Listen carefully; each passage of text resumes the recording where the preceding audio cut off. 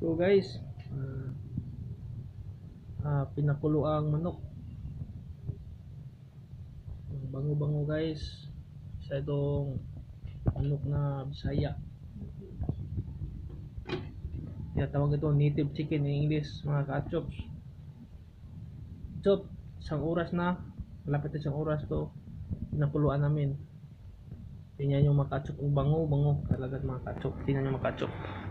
Ang ingredient ko ito mga ka-chop, kamatis, bawing, sa Bisaya, bawing, at atsal, at saka bombay, patatas, at yung ganito mga ka-chop, yung tawag yan,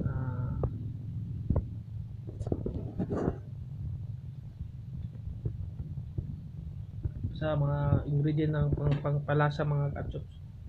Yan yung mga ka-chop. Ang ganda, di ba? Ang bango-bango.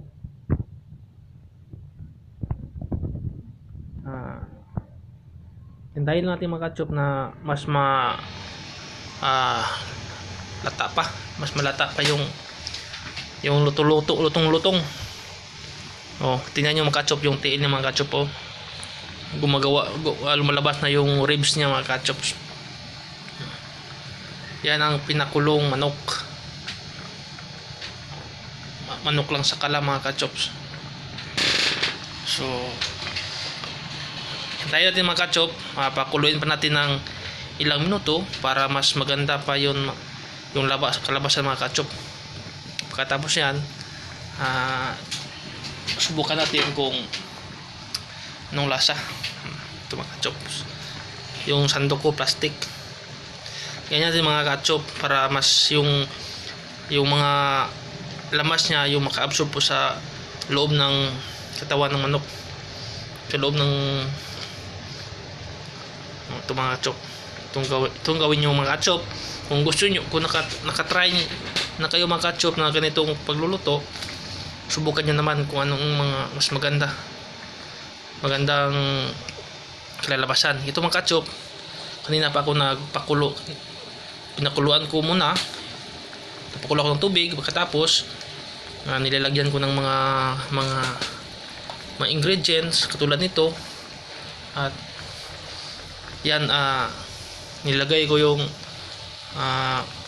manok na Bisaya mga ka-chop, native chicken sa English mga ka-chops. So pakuluin natin kunti mga ka-chop hanggang lumambot ito. Ito po ang challenge sa amin ngayon mga ka-chop. Gumagawa kami ng video kung how to cook native chicken mga ka-chop, tinibuok. Ito mga ka-chop, nang hinaw pa ako ka-chop, no? Hindi to madumi yung kamay ko. Binali ko lang yung ka-chop para mas balance ang pagkaluto. Yan yung mga ka-chops. Lapit na mga ka-chops. So, gawin natin mga ka-chop. Bakit nawalang ang gawin natin mga ka-chop, takpan natin. Bakit nawala yung wait mga ka-chop, ha?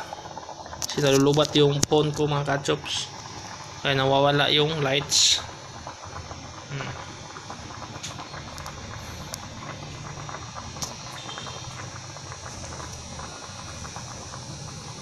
Ito mga ka-chop, post mo na mga ka-chop hanggang okay. Continue mga ka-chop, ito na. Bakit nang wala yun? Ito na mga ka-chop, luto na.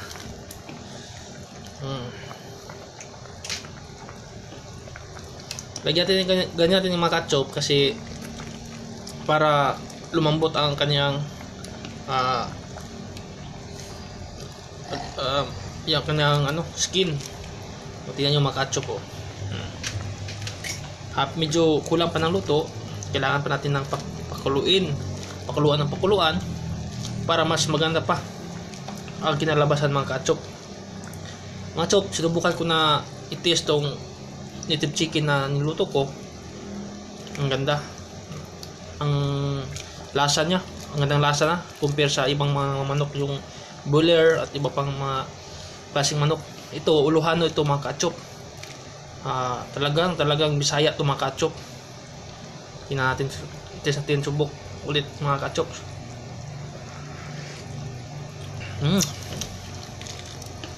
Ang ganda na lasa mga kachop. Parang kunting asin lang pula.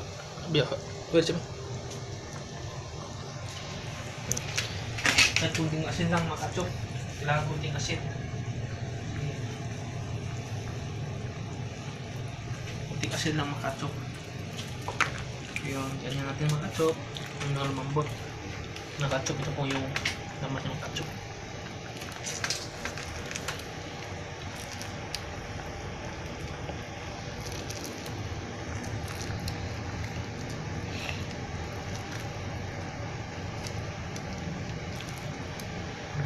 Kachops. Pakuloy natin mga kachop. Katapos ng mga kachop, yung kamay ko kachop bago ko duming kamay ko kasi nang hinaw ko mga kachops. Atong bisis ko na binabaliktad yan mga kachop kasi gusto ko lang na masyado hindi hilaw yung luto natin. Importante na lutong at sakto. Bukati mga kachop kung anong lasa.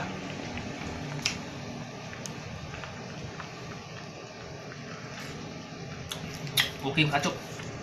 Tama-tamang timpla. Itakpan natin mga kachop. Tapos kaya malulot tayo ng pagkain. Kaya mukbang natin yan.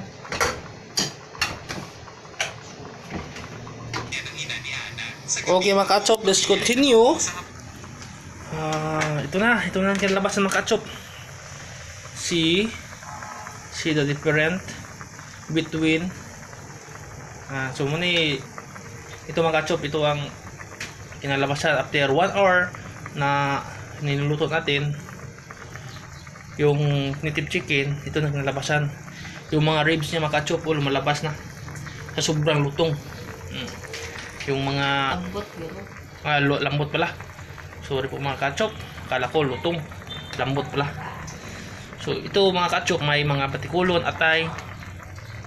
Ito po mga kachop, yung wala po akong tinitirang kung yung tinay mga kachop, nilagay ko dyan, nilinisan ko, nilabay ko dyan ang mga tinay, batikulon at saka mga ulo, yung mga party ng katawan.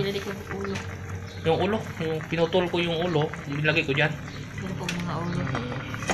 Sige mga kachop, munting minuto na lang, pwede natin na itong haaunin mga kachops.